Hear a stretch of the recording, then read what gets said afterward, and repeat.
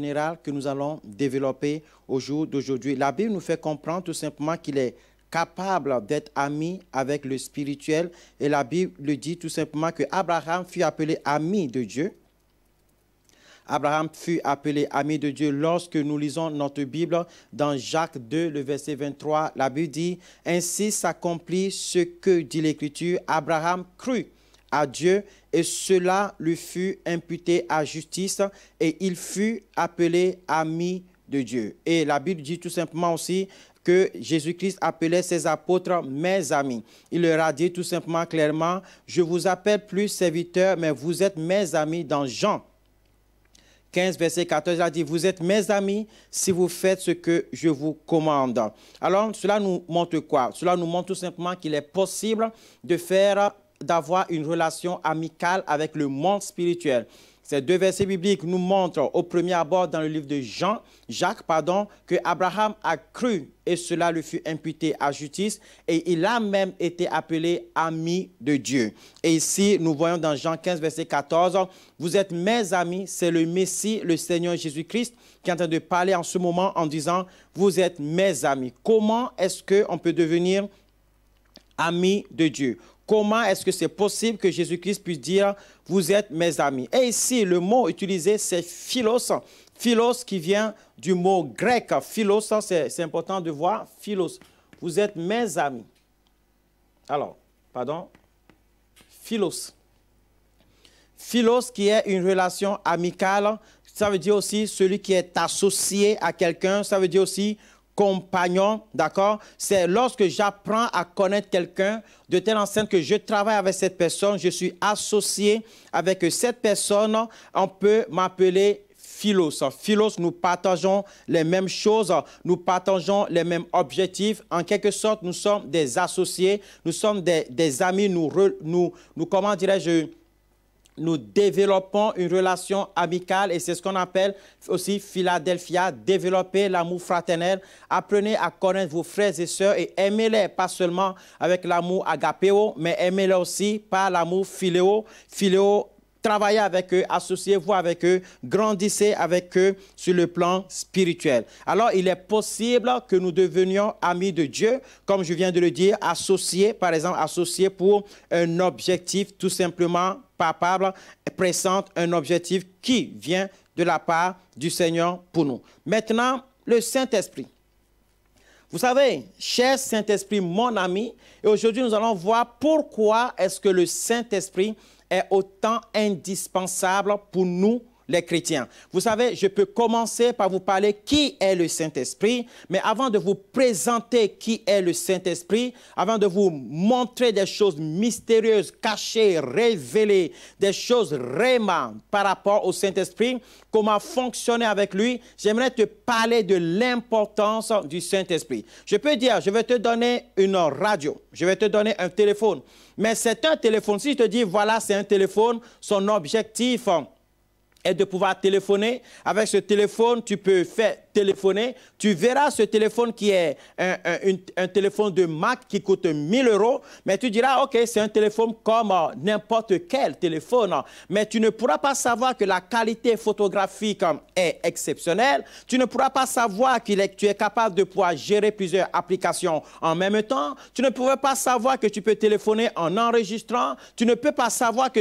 tu peux écouter la musique avec, tu peux filmer avec, vous voyez, avec ce seul téléphone. Alors, si je te parle, je dis, ce téléphone est important parce que si tu appuies cette touche-là, même s'il n'y a pas de réseau, on viendra à ton secours. C'est là que je te présenterai, voilà le téléphone. Je te parlerai des fonctions du Saint-Esprit au ciel, les fonctions du Saint-Esprit avant nous, avant la création, pendant la création et avec nous aujourd'hui. Quelle est la fonction du Saint-Esprit? J'ai envie que tu connaisses le Saint-Esprit de telle enseigne qui devienne tout simplement ton ami. Tu maîtrises le sujet du Saint-Esprit et que tu saches quoi pouvoir faire avec, comment pouvoir évoluer avec, comment pouvoir connaître, maîtriser ce sujet. Le Saint-Esprit a fait que toi, conjuguant avec lui, jumelant avec lui, tu puisses devenir tout simplement une personne exceptionnelle. Cher Saint-Esprit, mon ami, Jésus nous parle de l'importance du Saint-Esprit. Donc, le thème aujourd'hui, c'est l'urgence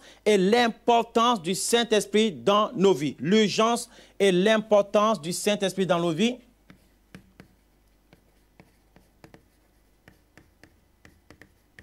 Et l'importance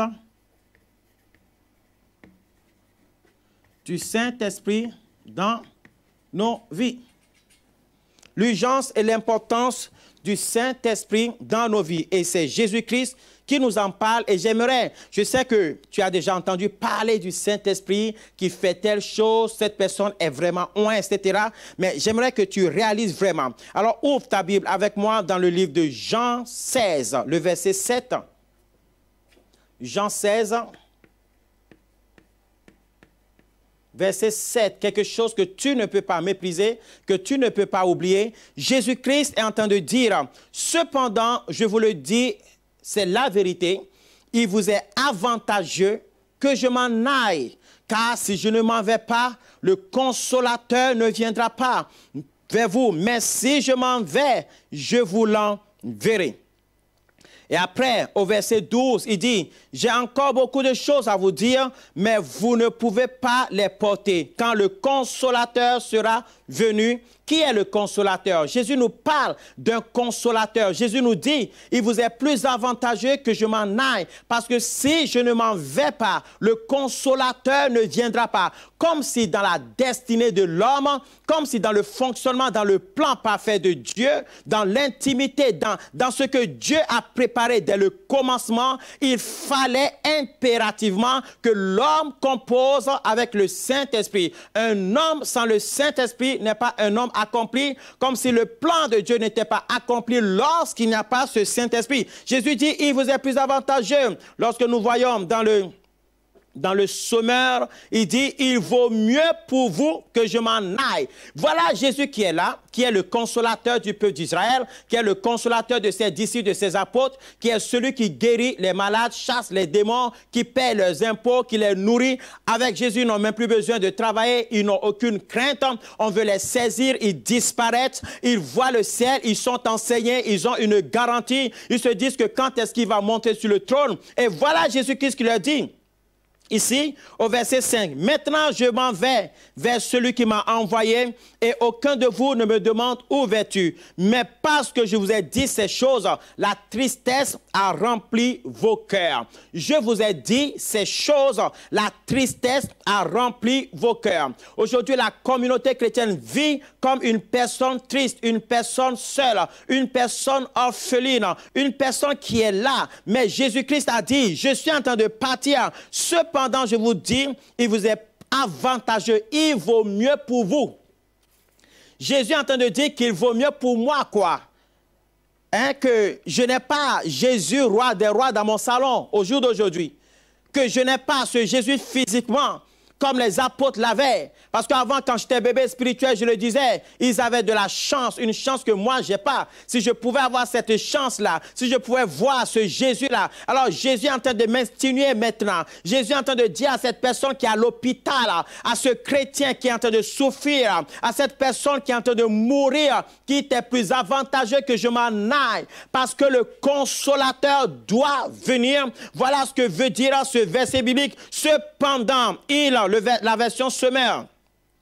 Cependant, c'est la vérité que je vous dis. Il vaut mieux pour vous que je m'en aille. En effet, si je ne m'en vais pas, le défendeur ne viendra pas vers vous. Il fallait que Jésus-Christ parte avec le pardon des péchés, parce que le défendeur, my God, my Jesus, my Lord, ne vit pas dans la débauche. Le défendeur ne vit pas dans un corps qui n'est pas saint. Alors, il fallait que Jésus-Christ prenne son sang, qu'il ait montré à Dieu. Voilà, je suis mort, j'ai vaincu la mort, j'ai vaincu le tombeau, j'ai vaincu le séjour de la mort, j'ai remporté la victoire. Je suis venu comme un sacrificateur verser mon sang afin que tu puisses pardonner tous ceux qui croient en moi et qui ne périssent point, qu'ils quittent le monde pour avoir la vie éternelle. Voilà, ils sont sauvés, ils sont distingués, ils sont maintenant des enfants de Dieu. Maintenant que je pars, Saint-Esprit, tu peux aller vivre avec eux. Saint-Esprit, tu peux maintenant habiter avec eux. Il faut savoir que le Saint-Esprit est un élément important. Le Saint-Esprit est est l'un des éléments le plus important au ciel et sur la terre, parce que c'est l'exécuteur tout simplement de la parole et de la volonté de Dieu. C'est cette puissance, ce principe spirituel, cette personne qui est capable et qui accomplit la volonté du Père où qu'il est. Cependant, il t'aime meilleur. Cependant, c'est plus avantageux pour toi d'acheter ces actions. C'est plus avantageux pour toi d'abandonner cette entreprise pour prendre celle-ci. Il est plus avantageux que je m'en aille afin que le consolateur vienne. Alors, pourquoi est-ce que le Saint-Esprit est là?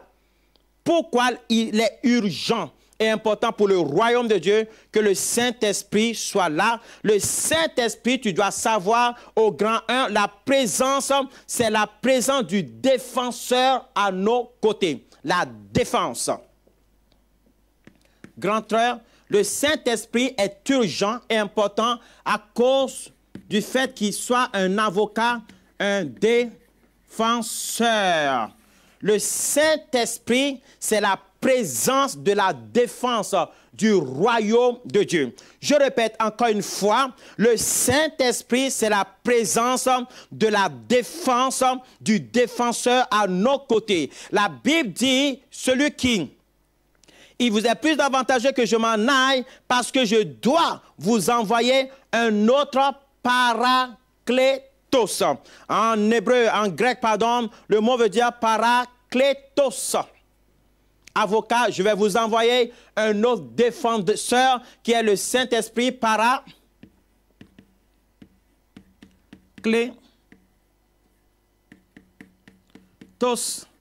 qui vient de deux mots grecs, para et kaleo. Para qui veut dire pour toi, avec toi, vers toi, et kaleo qui veut dire tout simplement défenseur. Alors, parakletos, c'est celui qui est appelé à côté de toi. Vous voyez, dans parakletos, nous voyons aussi un autre mot qu'on appelle ecclésias. Ecclésias, c'est l'assemblée de Dieu, le rassemblement de Dieu. C'est ceux qui sont appelés à être à côté, ceux qui sont appelés en dehors d'eux, ceux qui ne sont pas comme les autres, mais qui sont tout simplement des exceptionnels. Alors, premièrement, le Saint-Esprit est là pour être avec nous, pour être à côté de nous. Le Saint-Esprit, c'est celui qu'on appelle l'appelé à l'aide. C'est le plaideur, c'est le défenseur. C'est le parakletos au temps de Jésus en grec. Cela veut dire tout simplement le conseil de la défense. Le conseil pour la défense. Et des fois, tu peux dire, mais pourquoi est-ce qu'on aurait besoin d'un défenseur? Parce que j'ai envie que tu comprennes cela. Le Saint-Esprit, c'est le défenseur. Mais pourquoi est-ce que j'aurais besoin d'un défenseur sur la terre? Pourquoi est-ce que Jésus est mort pour moi? Et puis me dit, je dois partir pour vous envoyer quelqu'un qui peut vous épauler, pour vous envoyer quelqu'un qui doit vous défendre. Je ne comprends pas. Tu peux dire, je ne comprends pas. Lorsque tu lis, ouvre ta Bible dans 1 Jean verset 2, 1 Jean 2, 1 Jean 1 verset 2, je pense que c'est ça. 1 Jean 2 verset 1, pardon. 1 Jean 2 verset 1. La Bible dit, mes petits enfants, je vous écris ces choses afin que vous ne péchiez point. L'histoire du péché est très importante pour le Seigneur. Et si quelqu'un a péché, nous avons un avocat auprès du Père, un parakletos, Jésus-Christ le juste. Donc, il faut savoir que dans le monde spirituel, il y a deux avocats. Il y a un avocat céleste et un avocat terrestre. Nous en avons besoin. Nous avons quelqu'un qui nous défend au ciel et nous avons quelqu'un qui nous défend sur la terre. Avocat céleste qui est Jésus. Il fallait il était indispensable. La Bible dit, comme on l'a vu la dernière fois dans Apocalypse 12, la Bible dit, verset 7, il eut une guerre au ciel. Satan et ses anges combattirent. Le dragon, le serpent ancien a combattu, mais Michael et ses anges ont combattu. Ils n'ont pas aimé leur vie jusqu'à la fin, mais ils ont vaincu. Le Satan n'a pas été plus fort, mais ils ont vaincu par le sang de l'agneau et par le témoignage de leur bouche. C'est qui l'agneau de Dieu? C'est l'agneau, c'est le Seigneur Jésus. Alors la Bible dit la paix, la joie, le salut, la puissance, la royauté est revenue au Messie, le Christ de Dieu. Oh, et parce que l'accusateur de ses frères est sorti, jeté en dehors du ciel. Jésus-Christ devait monter au ciel avec son sang pour remporter la victoire devant Dieu. Nous avons un défenseur au ciel. Nous avons une personne qui plaide à notre faveur, qui intercède pour nous. Et la Bible dit qu'il intercède pour nous auprès du Père. 1 Jean 2, verset 1 nous dit, je dois partir. Quelqu'un prendra ma place, mais j'ai la même fonction au ciel. Devant Dieu, il y a quelqu'un qui plaide pour moi. Devant Dieu, il y a quelqu'un qui intercède pour moi. J'ai un avocat auprès du Père. Voilà pourquoi je dois opter pour le Seigneur Jésus. Voilà pourquoi je dois choisir le Seigneur Jésus comme mon sauveur, mon Seigneur. Mais sur la terre, que quelqu'un me dise sur la terre, j'aimerais que tu puisses comprendre enfin, chrétien, enfant de Dieu, que tu ne dois pas faire d'amalgame, tu ne dois pas te tromper. Le Saint-Esprit est pour nous sur la terre ce que Jésus était pour les apôtres il y a plus de 2000 ans. Les apôtres l'ont connu pendant 3 ans et demi et le Saint-Esprit était pour les apôtres ce que Jésus-Christ était pour eux pendant 3 ans. Maintenant que les apôtres sont passés, les fils spirituels des apôtres avaient le Saint-Esprit, ce que Jésus était pour les apôtres avant. Et jusqu'à aujourd'hui, le Saint-Esprit est réel, le Saint-Esprit est puissant, le Saint-Esprit a des fonctions extraordinaires, fonctions d'un paraclétos. Il est sur la terre ce que Jésus-Christ était pour les apôtres. Je m'en vais. Mais si vous saviez que vous gagnez 2 fois, vous gagnez parce que vous n'aurez plus un défenseur seulement sur la terre. Je m'approche du Père. Le fait que moi, je m'en vais au Père, je trace le chemin pour vous. C'est comme si vous étiez, je vous représente devant le Père. Waouh! Je prends un téléphone, je dis, Jésus, le juge est là, le Père est là. Il dit, oui, je suis là. C'est-à-dire que Jésus ne fait plus une prière en étant sur la terre. Il a une communication directe entre Jésus-Christ et le Saint-Esprit. Kayama sont.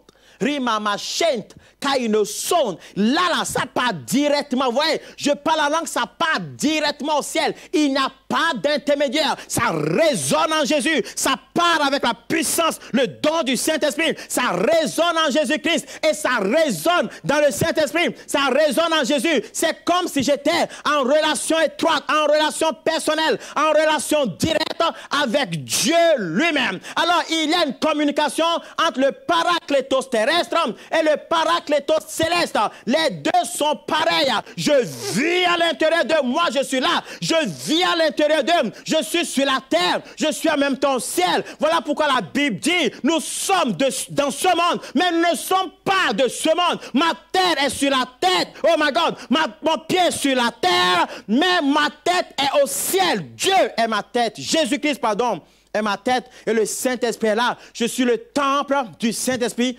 parakaleo, afin que de la même manière dont Jésus-Christ prend notre défense au ciel, de la même manière dont Jésus-Christ est en train de combattre en notre faveur, est en train de prier en notre faveur, de cette même manière, lorsque je m'engage avec le Saint-Esprit et que je conjugue avec le Saint-Esprit, le Saint-Esprit me défend sur la terre et moi je ne sais pas s'il y a une personne qui est en train de comprendre, il y a une personne qui est en train d'acclamer, qui est en train de remercier Dieu pour ce privilège que nous avons d'avoir sur la terre une personne qui nous défend en toutes circonstances. C'est-à-dire que sur la terre, s'il arrivait que tu péchais, parce que celui qui est en Jésus ne pêche plus, mais s'il arrive que tu pêches et que Dieu veut t'abandonner au ciel, que Dieu veut rappeler le Saint-Esprit, alors là, vous savez, avant, le Saint-Esprit venait sur les prophètes et il repartait. Ils venaient, ils saisissaient, ils étaient en transe, ils prophétisaient et ils repartaient. Mais maintenant, Jésus a dit, Saint-Esprit, toi, tu vas rester avec eux. À la surface de l'eau, la parole de Dieu. Tu vas vivre avec eux. Je vous enseignerai beaucoup de choses. Tu seras avec eux à la surface des eaux. Maintenant, moi, je serai là-bas avec eux au ciel. Je prendrai leur défense. Alors, lorsque je suis un enfant de Dieu, je suis un grand privilégié. Lorsque je suis un enfant de Dieu, je ne suis pas n'importe qui. J'ai deux avocats. Un avocat terrestre qui est le Saint-Esprit et un avocat céleste qui est Jésus-Christ. Je suis wow! Dans toutes les dimensions, Dieu m'appelle à être plus que vainqueur. Parce que la Bible dit tout simplement, vous êtes plus que vainqueur. Vainqueur sur la terre, vainqueur au ciel, dans toutes les dimensions spirituelles, dans toutes les dimensions supérieures, vous êtes vainqueur. Alors vous êtes plus que le vainqueur. Le Saint-Esprit avec moi, je gagne toujours. Le Saint-Esprit avec moi, je gagne toujours, quel que soit le combat. Même si je suis affaibli, il me trouve les mots nécessaires, la parole nécessaire pour me fortifier. Même si je suis affaibli, il me relève. Même lorsque je suis tombé, il me relève. Il me bâtit, il m'enseigne afin que je puisse rentrer parfaitement dans le plan extraordinaire de Dieu. La présence du défenseur à nos côtés. Celui qui plaide la cause d'un autre. Un conseiller pour la défense. Une personne sans défense est une personne exposée. Une personne exposée au danger, une personne exposée à la faillite. Jésus garantit notre sérénité spirituelle en mettant avec nous le Saint-Esprit comme défenseur. Pour Jésus-Christ, je n'ai rien à craindre, le Saint-Esprit est avec eux. Lorsque Dieu décide que le Saint-Esprit te défende et que toi, tu cherches un autre défenseur, qu'est-ce qui peut t'arriver? N'importe quoi peut t'arriver. La garantie de Dieu pour nous, les arts du Seigneur pour nous, c'est que nous sachions que nous avons un défenseur. Jérémie 30, le verset 13.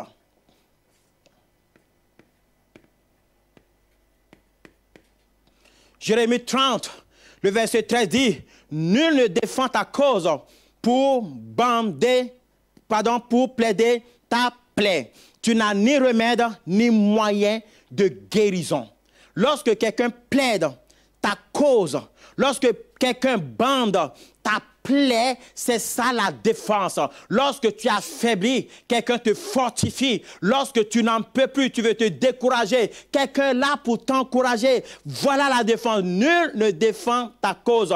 Il n'a pas moyen de victoire. Il n'a pas moyen de guérison. Il n'a pas moyen de restauration. Il n'a pas moyen de pardon. Tu es esclave, tu resteras esclave. Tu es pécheur, tu resteras pécheur. Mais parce que tout simplement, toi, tu as le Saint-Esprit avec toi. Alors, il y a quelqu'un qui défend ta cause. Maintenant, on peut poser la question, mais le Saint-Esprit nous défend de quoi? Le Saint-Esprit nous défend de quoi? Tu vas le savoir maintenant. Ouvre ta Bible avec moi dans le grand 2, grand 1. Le Saint-Esprit est l'avocat défenseur. Maintenant, le grand 2, nous voulons savoir le Saint-Esprit nous défend de quoi? Nous sommes au grand 2 maintenant. Pardon. Le Saint-Esprit me défend de quoi? Marc 3.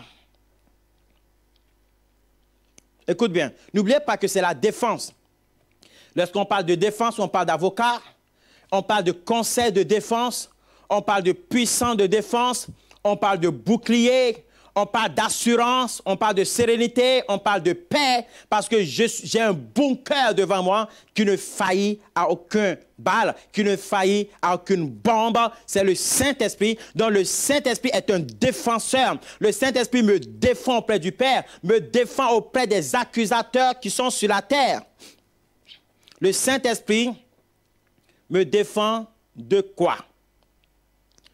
Premièrement, le Saint-Esprit me défend de Satan. Il me défend de toute parole qui n'est pas de Dieu. Et voilà pourquoi Jésus dira, il vous rappellera moi mes paroles. Parce qu'il n'avait personne pour rappeler à Ève la parole de Dieu. Il avait juste Satan qui a mélangé, qui a déformé, qui a tordu la parole de Dieu qui est devenue mensonge. Lorsque la vérité n'est pas là, le lien est là. Parce que Ève a reçu cette parole qui n'est pas la parole de Dieu, parce que le Saint-Esprit n'était pas là peut-être. Oui, elle n'avait pas une intimité profonde avec le Saint-Esprit. Alors elle a seulement reçu la parole du diable. Mais maintenant le Saint-Esprit est là pour t'empêcher d'écouter la parole de Dieu, pour te ravitailler, pour t'amener dans une métamorphose complète de mentalité, afin que tu ne puisses plus recevoir les mensonges du diable, mais que tu puisses connaître une maturité spirituelle, afin que tu deviennes à un état d'homme fait, mature, afin que tu ne sois plus comme un enfant errant d'ici là à tout vent de doctrine, mais que tu sois affermi, que tu sois l'image de Dieu, l'image du Fils de Dieu à l'état d'homme fait. My God, my Jesus, my Lord, le Saint-Esprit est un défenseur. La Bible nous le fait comprendre, comme je voulais dire, l'ennemi, celui qui accusait nos frères et sœurs, a été viré du ciel. Lorsqu'il a été viré du ciel dans Apocalypse 12, lorsqu'il a été viré du ciel, la Bible dit malheur à la terre et aux habitants de la terre, parce que Satan, qui accusait au ciel, n'accuse plus au ciel, il est maintenant en bas. Il est maintenant sur la terre. Il est maintenant sur la terre. Voilà pourquoi le même sang qui a gagné au ciel est venu sur la terre pour pouvoir gagner sur la terre. Alors la Bible dit, Dieu a tant aimé le monde qu'il a envoyé Jésus, afin que quiconque croit ne périsse point, mais qu'il ait la vie éternelle. Celui qui croit sort du monde, parce que la Bible dit tout simplement, clairement, nous sommes dans ce monde, mais nous ne sommes pas de ce monde. Le monde, Jésus a envoyé le Saint-Esprit, et la Bible dit, le monde ne peut pas le recevoir. Le monde ne peut pas recevoir l'Esprit de Dieu, mais nous pouvons le recevoir. Il est avec nous, et il sera en nous. Le Saint-Esprit en moi fait de moi une autre catégorie. La loi de l'esprit de vie m'a franchi de la loi de la mort et du péché. Alors la Bible le dira tout simplement clairement, il n'y a plus de condamnation. Il n'y a plus de condamnation. Il n'y a plus de condamnation pour tous ceux qui sont en Jésus, parce que la défense se passe au ciel. My God, my Jesus, my Lord. Satan était viré du ciel, il est descendu en bas, et la défense se fait maintenant aussi sur la terre. Satan n'a plus de place sur la terre. Il faut qu'il trouve un autre endroit. Il faut qu'il aille dans le désert. Il faut qu'il aille en enfer. Il faut qu'il aille en enfer. Il faut qu'il aille en enfer. Voilà pourquoi ceux qui n'ont pas Jésus iront en enfer. Parce que là, la condamnation marche encore. Là, l'accusation marche encore. Là, la calomnie marche encore. Mais lorsque tu es en Jésus, les choses anciennes sont passées. Maintenant, tout est redevenu nouveau. Le Saint-Esprit nous défend. Le diable ne te mentira plus. Tu ne vivras plus dans le mensonge. La Bible dit, l'Esprit du Seigneur vous enseigne toutes choses. Nous avons maintenant la possibilité de grandir spirituellement. Nous avons maintenant la possibilité d'être la personne que Dieu veut que nous soyons. Et le Saint-Esprit est grand d'eux, et nous allons voir ça dans la prochaine section. J'espère que tu as compris.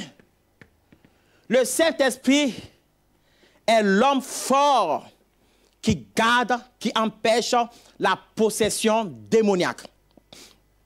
Lorsque tu ouvres ta Bible, dans Marc 3, tu vois, la Bible dit, personne ne peut entrer dans la maison d'un homme fort et piller ses biens sans avoir auparavant lié cet homme fort, alors il pillera sa maison. Un jour, on disait à Jésus, Jésus, tu chasses les démons par Belzébul. Jésus a dit non, je chasse les démons par le Saint-Esprit. Et voilà pourquoi il dira au verset 29, my God, verset 28, tout péché commis contre le Saint-Esprit n'obtiendra jamais de pardon. C'est par le Saint-Esprit que je chasse les démons. Vous comprenez? Par le Saint-Esprit, je chasse les démons. Et Jésus est en train d'enseigner, expliquer comment ça se produit, comment ça se passe spirituellement. Le Saint-Esprit, qui est l'homme fort, va combattre l'autre homme fort. Et dès que l'autre homme fort voit le Saint-Esprit, il capitule tout de suite, il fuit. Et c'est ça, c'est avec ça, c'est comme ça que les démons sont chassés. Donc le Saint-Esprit, qui est ton défenseur, est comme un bouclier qui fait que tu n'es plus possédable. Voilà pourquoi tu dois comprendre la question.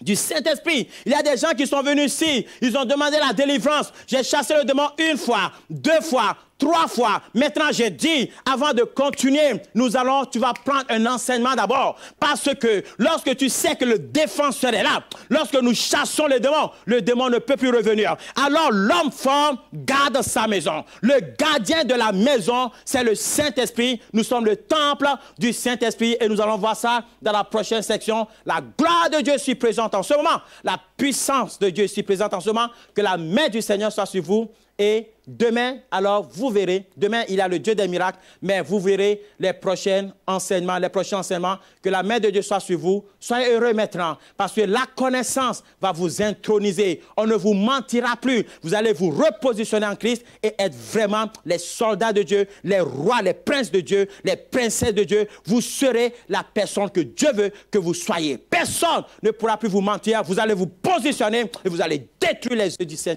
de Satan au nom puissant du Seigneur Jésus-Christ de Nazareth. Amen. À bientôt. Bye bye.